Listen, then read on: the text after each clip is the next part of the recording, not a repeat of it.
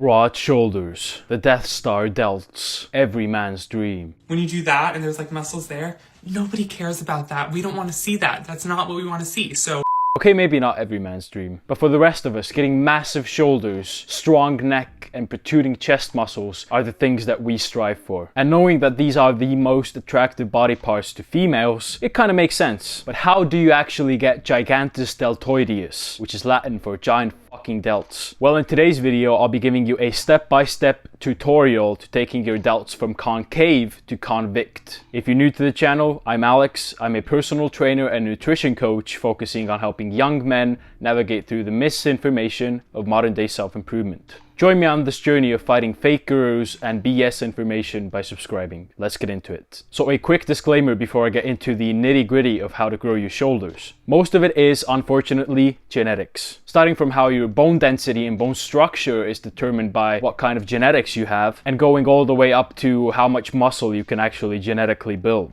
Women naturally tend to have narrower shoulders, and this is a hormonal difference between men and women. The endocrine signaling between men and women is different. However, if you're unlucky, you might actually have a disproportionately low secretion of testosterone and growth hormone as you grow up. This would mean that you will have narrow shoulders just like a woman would, whereas you actually are a genetic male. If you've gone through puberty and you still have narrow shoulders, then building muscle is the best option that you really have. And there are a couple ways you can do this. First of all, make sure that your nutrition is in check. So in order to grow muscle, you need to be in a caloric surplus. This means that you would need to eat more calories than you expend in any given day. So for an example, if your basal metabolic rate, which is the amount of calories you burn doing nothing, is about 1800, and you burn an additional 500 to 600 calories every single day, your total daily energy expenditure is around 2400 calories. So this means that in order to actually gain muscle, you would need to eat more than that every single day for an extended period of time. You can use apps like MyFitnessPal and Chronometer to check your daily intake of calories and macronutrients. I'm not affiliated with either of them, but I'll put the links in the description below. Just make sure that you get at least a gram per pound of your body weight in protein every single day. So if you weigh 150 pounds currently, at least 150 grams of protein per day is something that you should strive for. So the next step is to actually stimulate the growth of the muscle. You can do this by just working out and lifting heavy things. The key point here is to focus on compound movements. A lot of influencers will tell you to do weird ass shoulder isolation movements. The truth is, the most amount of growth will come from compound movements that your entire body can handle. So exercises like the shoulder press or the bench press are good ways to actually grow your shoulders. So the bench press will focus more on the anterior delt and the shoulder press will focus more on the lateral delt. Focusing on those exercises will give your shoulders a 3D look. I typically suggest training each muscle group at least 2 times per week.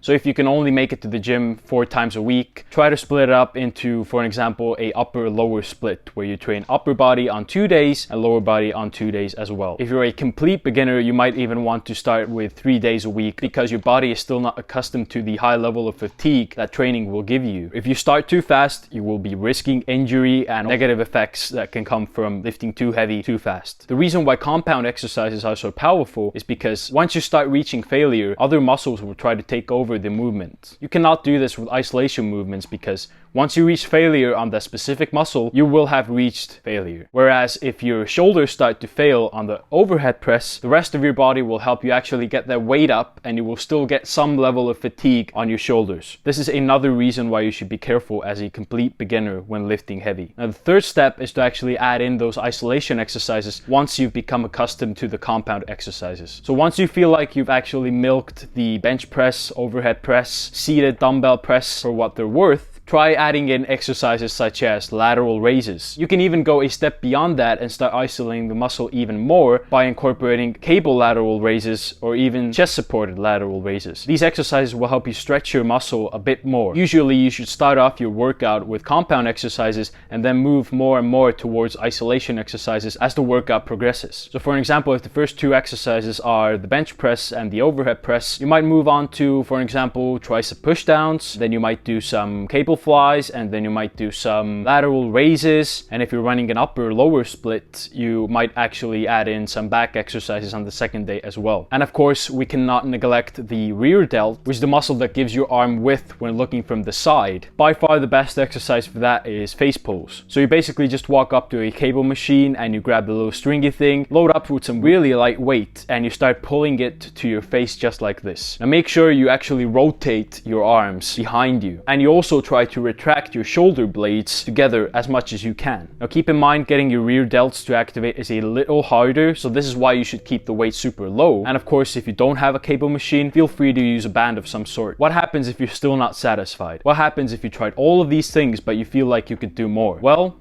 this is the advanced level, depletion sets. Depletion workouts generally have one purpose only, and that is using up all of your muscle glycogen so that you can load up with carbohydrates after your workout and replenish them easily. This has the benefit of keeping your insulin sensitivity high, therefore avoiding type 2 diabetes. But it also is a good way to actually completely fuck up your muscles to the point where they actually have nothing else left to do but to grow. Again, I don't recommend this to beginners because you will be fatiguing your muscle so hard that you might not recover even if you only train your shoulders once a week. So there are a couple ways you can do depletion sets. One way is doing drop sets. So what this means is essentially you will do, like for an example, one set of 12 lateral raises with, let's say, 10 pounds on each side. Then you drop the weight to, let's say, 8 pounds and do another 12 reps or as many as you can. Then you drop the weight further and further until you probably have like just 2 pounds on each side and you can barely lift your arms up.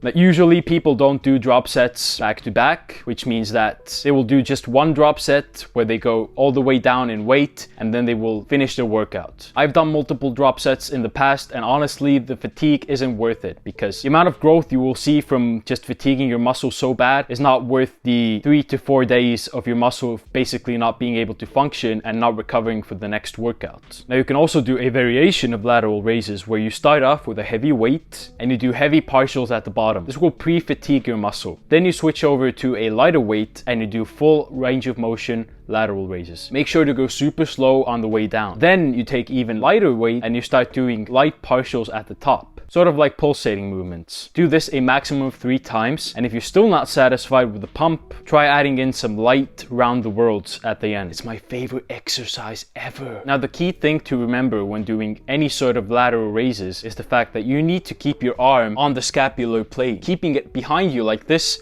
is not going to give you the maximum activation for your lateral delt. When you keep your elbow slightly to the front of you, you will put your arm at a maximum leverage position to actually activate the medial delt. This of course doesn't mean that you should flex your elbows and start doing this chicken dance, right? Keep your elbow straight, just make sure your upper arm is slightly in the front of your body. Remember, growing muscle isn't as simple as just going to the gym and working out. If it were, then every single skinny guy you knew in your entire life would be jacked as hell. I gave you all the tools you will ever need to grow wide shoulders, so just get into the gym, put in the work, and you will see the results. If you enjoyed the video, make sure to share it with someone who might find it useful as well, and remember, fly high.